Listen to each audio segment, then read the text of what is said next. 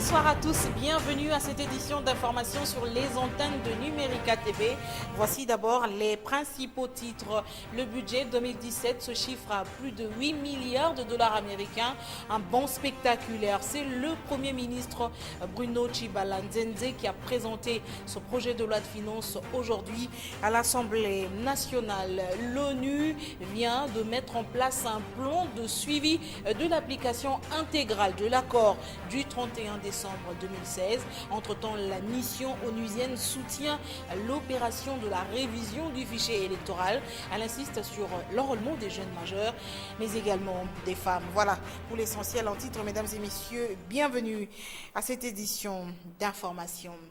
Je le disais à l'instant même, le Premier ministre est face à la représentation nationale. Bruno Tshibala a présenté et défendu le projet du budget exercice 2017 de son gouvernement, estimé à environ un peu plus de 8 milliards de dollars américains. Ce projet est jugé trop réaliste pour le Premier ministre. Les élections sont une priorité.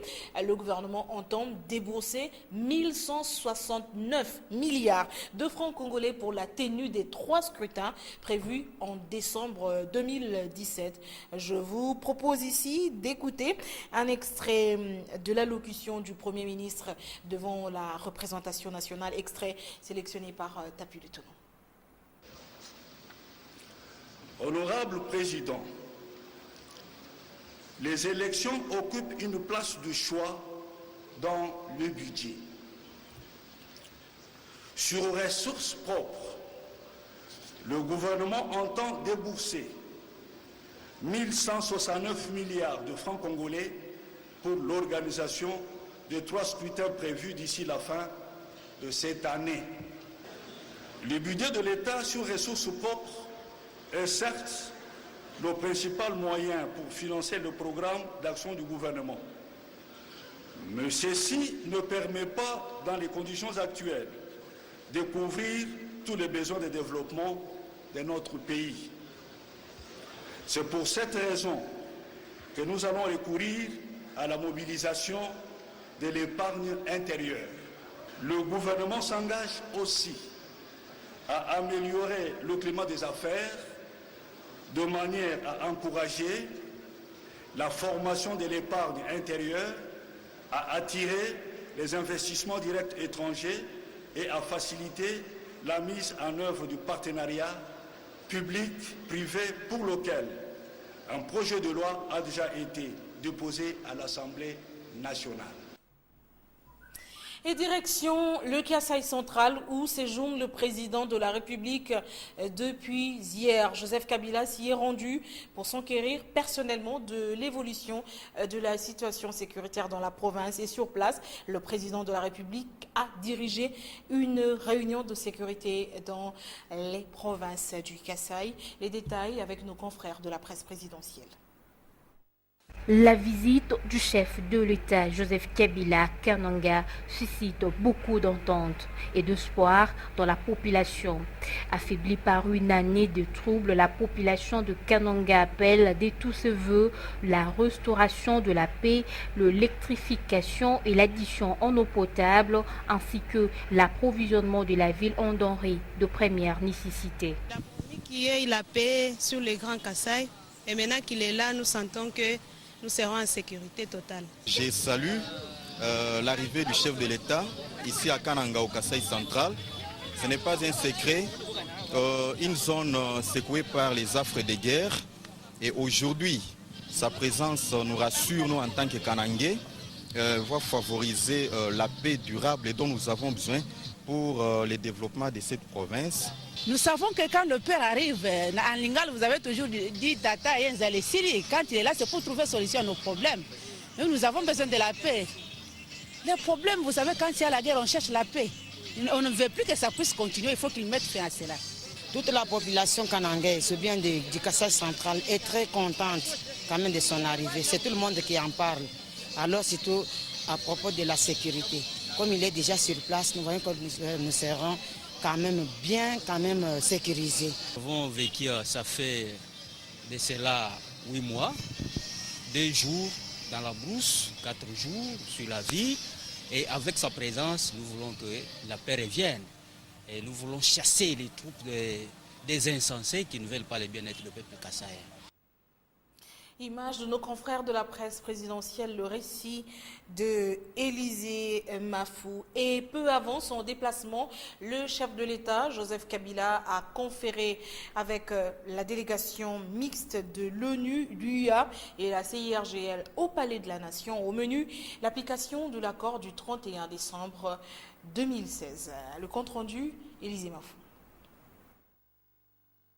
Que rire de l'évolution de la situation en République démocratique du Congo relative à l'application de l'accord du 31 décembre 2016. C'est l'objet de l'entretien que la délégation des organisations internationales qui accompagnent la RDC dans le processus de démocratisation a eu avec le chef de l'État Joseph Kabila.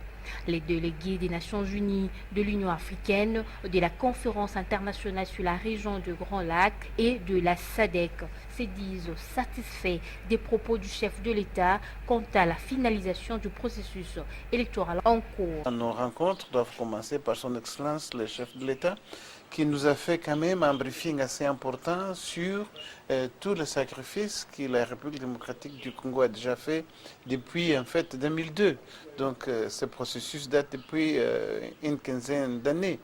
Mais là, il a beaucoup plus donné des détails sur la situation actuelle, où il y a eu donc cet accord du 31 décembre, au cours de laquelle l'opposition et le gouvernement s'étaient entendus qu'il y aurait ce gouvernement, ensuite il y aurait un conseil national de suivi.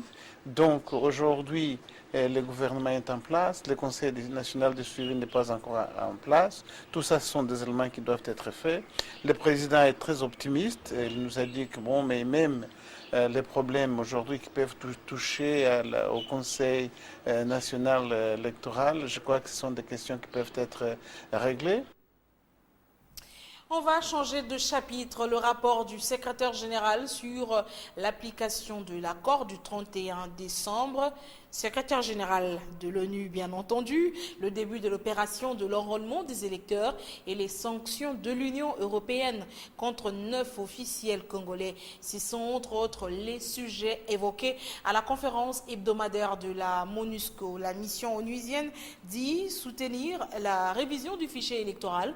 Elle insiste sur l'enrôlement des jeunes et des femmes. Entre-temps, l'ONU a mis en place un plan de suivi de l'application intégrale de l'accord du 31 décembre. Bienvenue Baboua Tapilutunu, Alain Zongola pour le compte-rendu. Au cours de ce point de presse hebdomadaire, le porte-parole de la MONUSCO est revenu notamment sur le rapport du secrétaire général des Nations Unies sur l'application de l'accord de la Saint-Sylvestre. Pour le secrétaire général de l'ONU, l'application intégrale de cet accord, comme prévoit la résolution 2348 du Conseil de sécurité des Nations Unies, reste la seule voie viable vers la création d'un climat politique apaisé et la tenue des élections crédibles en RDC. Justement, au sujet du processus électoral, la MONUSCO salue le début de l'opération d'identification des électeurs à Kinshasa. Nous encourageons toutes les Quinoises et Quinois à s'enrôler. Ils ont 90 jours et en particulier, il y avait un message spécial vis-à-vis des femmes et des jeunes de s'enrôler. Entre-temps, le patron de la MONUSCO continue d'exercer sa mission de bons offices pour appuyer de manière concertée l'application de l'accord du 31 décembre. Les bons offices de représentants spéciaux continuent et nous espérons que ces efforts de la communauté internationale, des envoyés spéciaux, des représentants régionaux garants de cet accord ne seront pas vains. Par ailleurs, la MONUSCO refuse de commenter les sanctions ciblées de l'Union européenne contre 9 officiels congolais. C'est vrai que nous avons entendu comme vous ces sanctions de l'Union européenne, mais vous savez que l'Union européenne est une entité vraiment différente des Nations Unies. Et nous n'avons pas à commenter ou à vraiment prendre position par rapport à ça. En revanche, Maminakou, secrétaire général de la majorité présidentielle, fustige les sanctions de l'Union européenne contre 9 personnalités congolaises. Il soutient que ces sanctions constituent un frein à l'objectif fixé, donc l'organisation des élections dans le délai. Et puisqu'on a parlé organisation des élections dans le délai, le gouverneur de la ville de Kinshasa, André Kimbuta Yango, a présidé cet après-midi la réunion sécuritaire à l'hôtel de ville de Kinshasa. Autour de la table, le bureau de la Commission électorale nationale indépendante, la police nationale congolaise représentée par le commissaire provincial ville de Kinshasa, le général voilà, j'ai oublié le Kanyama Célestin, le général Kanyama Célestin, mais aussi les bourgmestres de la ville de Kinshasa en prévision du lancement de l'opération de révision du fichier électoral dans les 22 communes restantes. Entre-temps, un malaise règne à l'Assemblée provinciale de la Chopo. Un groupe a retiré sa confiance au président de cette institution, Joël Bafando, tandis que l'autre exige la poursuite de l'examen de la motion de défiance contre le gouverneur Jean Ilongo Tokole, qui d'ailleurs était attendu ce mercredi pour s'expliquer devant les élus provinciaux. Pourtant, les députés pro-gouverneur accusent Joël Bafando d'incompétence. On écoute le gouverneur Étienne Bassanga, joint au téléphone par Élisée Mafou. À l'Assemblée provinciale de la Chopo, il y a un malaise, il y a élu domicile, à telle enseigne qu'il était question que nous puissions poursuivre les activités à l'Assemblée provinciale comme prévu dans les calendriers. Mais malheureusement, à notre grande surprise désagréable, le président ne s'intéresse pas aux activités prévues pour cette session, mais lui préfère toujours revenir à la motion pendant que la motion n'est plus d'actualité. Non, lui n'a pas relayé l'information. Donc le problème qui se pose est qu'il y ait une infraction grave commise par le président et que lorsque nous étions au séminaire à Kinshasa, le président a refusé de faire la restitution de ce séminaire. Au besoin même, il a refusé de prendre les documents et il a laissé ça à Kinshasa. C'est le service qui a jugé utile de nous envoyer au niveau de la province. Et à cela, arrivé, nous avons dit que bon, jusqu'à présent, le président, lui, ne travaille pas. Il est incompétent à la matière. Il n'est pas à la hauteur de sa tâche. Il est en confusion avec ses attributions, à telle enseigne que pour les 2 mois de cette session, il n'y a qu'une seule plénière qui était. C'est pourquoi nous avons jugé, avant d'arriver même à la situation d'aujourd'hui, nous lui avons retiré confiance depuis le samedi. Et le lundi, nous avions déposé cette déclaration. Et hier, il était question que nous puissions venir déposer la lettre de retrait de confiance, mais il s'est tapé les lix de fermer le bureau de l'Assemblée au besoin du secrétariat et il a fait dépêcher les agents commis au secrétariat. Et au niveau de la hiérarchie, on a vu que le gouverneur se trouve devant des invitations. Il va répondre à laquelle. C'est pourquoi les services, moi je ne sais pas comment cela a été arrivé, nous n'avons pas accès présentement à l'Assemblée et il y a les policiers qui ont tenté de garder la salle de l'Assemblée et aucune activité n'est réalisée. En santé, le monde a célébré ce mercredi 31 mai la journée internationale du tabac. On le sait, le tabac nuit à la santé, mais son industrie contribue énormément à l'économie de plusieurs pays dans le monde. Malgré sa nuisance, nombre des gouvernements des pays sont incapables d'interdire sa production. Yannick Mbouyamba pour plus de détails. L'importance économique des industries du tabac dans un pays a été évaluée par différents types d'études. Beaucoup ont montré que l'industrie du tabac a généré des millions d'emplois, laissant entendre qu'une réduction de sa consommation entraînerait la perte de nombreux emplois. Une contribution non négligeable à l'économie mondiale qui supposerait que vivre sans industrie du tabac aurait une incidence négative sur l'équilibre des économies de plusieurs pays dans le monde. Des études démontrent que l'augmentation des taxes sur les cigarettes entraîne un accroissement de recettes fiscales totales. C'est peut-être la raison pour laquelle ces industries continuent à produire malgré les différentes conséquences. Nous vivons une forme de paradoxe en ce sens que l'on sait que la consommation du tabac représente un danger dans la vie des populations, mais jusque-là, aucun gouvernement dans le monde s'est montré capable d'en interdire. Au Brésil, par exemple, le tabac est la force motrice de l'économie dans 39 municipalités qui sont les plus déshéritées du pays. Les familles dépendent de la culture du tabac pour leur subsistance et l'abandonner aurait un impact notable sur la sécurité alimentaire des tabaculteurs. La production mondiale de feuilles de tabac devrait dépasser, selon les projections, 7,1 millions de tonnes en 2010. La Chine est le premier producteur de tabac avec 2,2 millions de tonnes, devant l'Inde qui ne produit que 700 000 tonnes et suivi du Brésil qui produit 600 000 tonnes. Plus de 70% du marché hors Chine sont réalisés par l'Américain Philip Morris, les Britanniques British American Tobacco et l'Imperial Tobacco. Et dans le reste de l'actualité, les journalistes appelés au respect de la déontologie pour leur propre sécurité, appel lancé au cours du café de presse tenu conjointement par Internews et Vox Congo au centre des ressources des médias. Thème retenu, quel est le rôle des journalistes dans la couverture médiatique des événements relatifs aux enjeux sécuritaires en République démocratique du Congo. Au cours de cette rencontre, des journalistes victimes d'agressions ont pu rendre leur témoignage. Yannick Mbouyamba. Dans la collecte, le traitement et la publication, la diffusion de l'information liée aux enjeux sécuritaires, le journaliste congolais est écartelé entre le devoir d'informer et la retenue dictée par les impératifs de la sécurité nationale. Alors, il en découle la pratique de l'autocensure.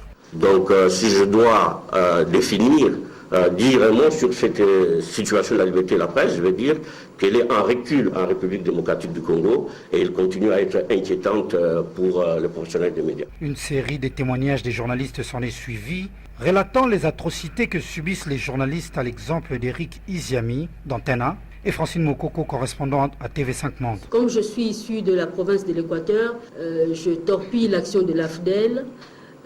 J'étais en contact avec Mobutu pour lui donner des informations sur Kabila, tout ça. J'étais tombé de nuit parce que ce Mobutu-là, je ne l'ai jamais rencontré, je ne le connais pas. Je vois des hommes qui n'étaient pas avec nous rentrer dans la parcelle. Mais je vous dis, personne ici d'entre nous n'a leur taille. C'est vraiment de baraquer, quoi. Et puis l'un d'eux m'approche. Il me dit, mais yo, en lingala, yo, Oluba. Pendant qu'il me l'a dit, il m'a déjà saisi au niveau de la ceinture. Je dis non, non, cher monsieur, tout ce que vous dites là n'est pas vrai. Moi, je suis journaliste, j'ai été invité ici. Et là, je ne suis qu'à l'étape de la collecte. Directement, il m'a asséné une gifle. C'est une rencontre qui s'est voulue un moment de réflexion sur le risque que comporte l'exercice du métier de journaliste en République démocratique du Congo. Et sans transition, on va passer au sport. 3-0. C'est le résultat final du match entre le FC Renaissance du Congo et l'OC Bukavu Dawa dans le cadre de la 8e journée du play-off. 3 points glanés. L'écurie orange rejoint V-Club et Mazembe au classement partiel et provisoire du championnat avec 15 points chacun. Commentaire, Paul Kazozan. Déjà vainqueur 1-0 de Bukavu Dawa au match aller à domicile à la première journée de play-off, le FC Renaissance du Congo a triplé cette mise à Kinshasa pour le compte de la 8e journée. Tout s'est donc joué en première période sans aucune résistance pour le club de Bukavu impuissant. L'homme du jour pour le FC Renaissance du Congo, le Malien Lamine Diawara, double bourreau de Bukavu en noir et blanc, ses couleurs traditionnelles comme le tout-puissant Mazembe. Première illustration, la 13e minute, Jésus Moloko Dukapele face à un adversaire et branche Lamine Diawara. Les Maliens se défait d'un défenseur mis à genoux et bat les portiers de Bukavu Dawa. Qu'est-ce qui va se passer? C'est Ayoub qui marque le premier but pour la Renaissance. La deuxième illustration, assoiffé des buts et décide d'en faire voir de toutes les couleurs à Bukavu Dawa. Sans argument, Lamine Diawara hérite d'une longue balle venue du derrière pour lober les portiers de Bukavu qui a décidé de se perche pour le défendre en vain devant la lucidité du buteur du jour, c'est-à-dire Lamine Diawara pour Renaissance qui mène déjà par 2-0. Lamine Diawara avait fini sa mission et place à celle d'Assoumani Rachidi. Servi par un coéquipier et les deux feintes, Assoumani déstabilise Majengwa, le portier de Bukavu Dawa, battu. Ça n'est fini, Renaissance l'emporte par 3-0. Autrement, en deuxième période, Bukavu Dawa a été pratiquement étanche. pour joindre le football club de Rogelou. Avec Rogelou, ils ont terminé 7e lors de la première saison de cette équipe à la Ligue nationale de football. On a marqué ses buts. Sans trembler. Sans trembler, le gardien avait déjà perdu la bataille, tombé, Assoumani est allé.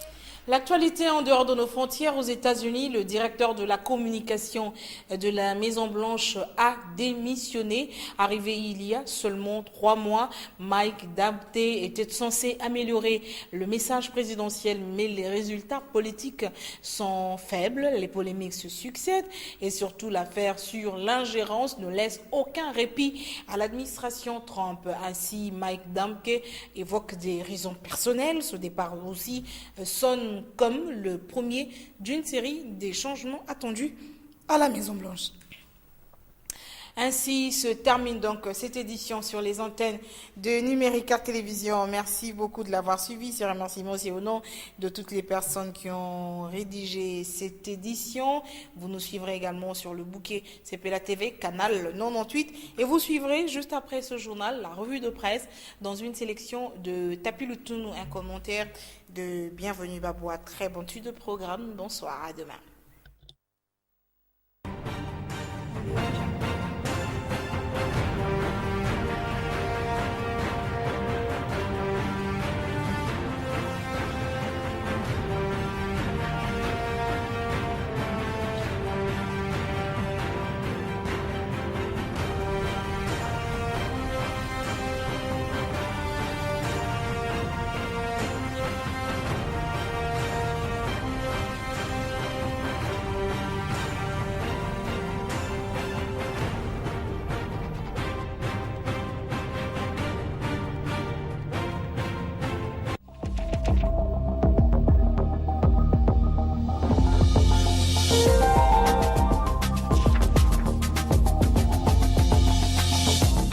La plupart des journaux parus ce mercredi dans la capitale se focalisent sur la visite de Joseph Kabila à Kananga et la préparation du projet de budget exercice 2017 par le Premier ministre Bruno Tshibala. La prospérité révèle que le chef de l'État séjourne depuis mardi à Kananga. Il a été accueilli par les autorités politico-militaires et coutumières, dont le successeur de feu Kamwena Nsapu. À en croire les sources du journal L'Avenir, Joseph Kabila est venu reconforter les familles éplorées et évaluer en tant que premier commandant des FRDC la situation sécuritaire dans cette partie du pays. Et aussitôt arrivé, renchérit le palmarès, Joseph Kabila a présidé une réunion de sécurité élargie en vue d'évaluer sur place la situation sécuritaire de cette région touchée par des violences. La rencontre dite de haut niveau, ajoute le quotidien, a notamment connu la participation du vice-premier ministre en charge de l'Intérieur ou encore les ministres de la Défense ainsi qu'une grande partie de l'état-major des FRDC. Congo Nouveau précise que c'est la fin des consultations de toutes les couches que Joseph Kabila s'adressera à la population. C'est une rencontre qui, selon le tri hebdomadaire, risque de ne pas avoir d'impact sur les populations tant que le mur de méfiance entre d'un côté les forces de l'ordre, le gouvernement et les populations civiles et de l'autre reste toujours perceptible. L'autre point de mire de l'actualité, c'est la présentation du budget. Selon Forum des As, le chef du gouvernement présente ce mercredi devant les élus du peuple le projet de loi des finances exercice 2017 qu'il a déposé vendredi. C'est donc une course contre la montre qui commence pour les députés nationaux qui doivent passer au peigne fin ce projet de budget. Ils seront, selon Géopolis Hebdo, attentifs aux fonds alloués aux élections en vue de permettre au Premier ministre d'accomplir l'une de sa mission qui est l'organisation des élections. Justement, au sujet de l'opération de révision du fichier électoral, le journal évoque des ratés à Kinshasa dès le premier jour. Des observateurs commis dans certains centres relèvent entre autres un déficit de communication pour répéter les sites d'enrôlement, l'insuffisance des machines, le manque d'électricité, la lenteur des opérations de saisie dans certains centres. Et c'est tout pour ce soir.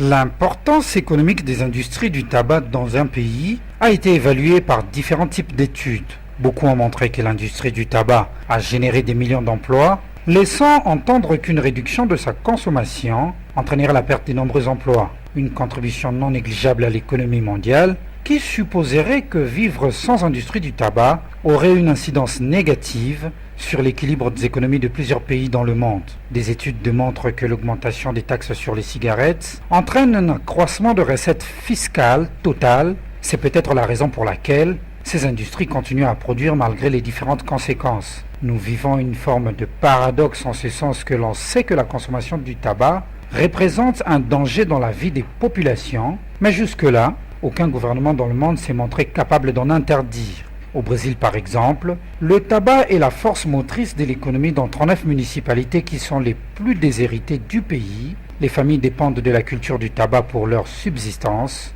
et l'abandonner aurait un impact notable sur la sécurité alimentaire des tabaculteurs. La production mondiale de feuilles de tabac devrait dépasser, selon les projections, 7,1 millions de tonnes en 2010. La Chine est le premier producteur de tabac avec 2,2 millions de tonnes, devant l'Inde qui ne produit que 700 000 tonnes, et suivi du Brésil qui produit 600 000 tonnes. Plus de 70% du marché hors Chine sont réalisés par l'Américain Philip Morris, les Britanniques British American Tobacco et l'Imperial Tobacco.